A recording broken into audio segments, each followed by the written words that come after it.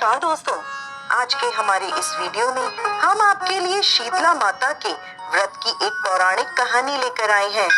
एक समय की बात है, शीतला माता ने सोचा कि चलो आज धरती पर देखती हूँ मेरी पूजा कौन कौन करता है, कौन मुझे मानता है।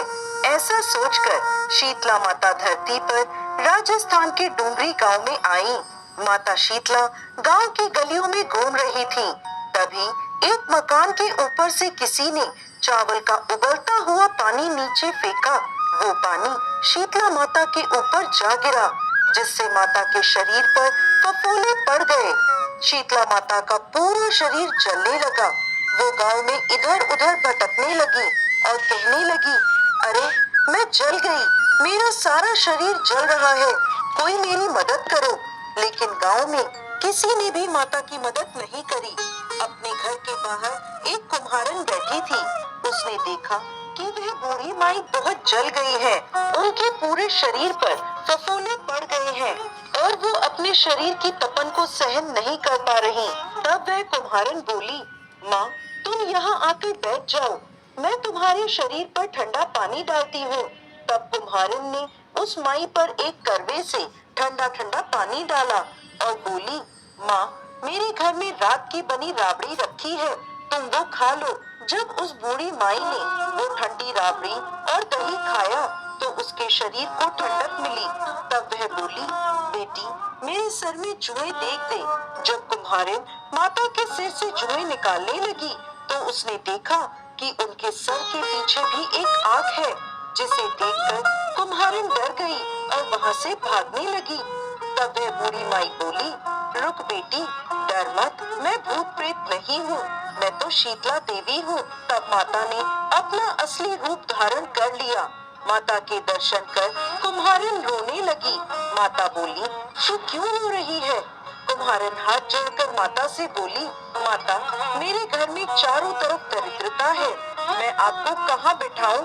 मेरे घर में ना कोई चौकी है और ना ही आसन।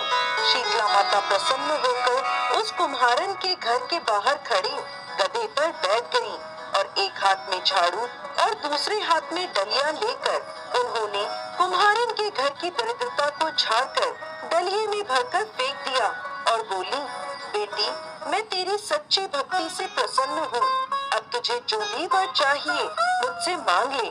तब कुम्हारन हाथ जोड़कर बोली, माता आप इस गांव में स्थित होकर रहिए।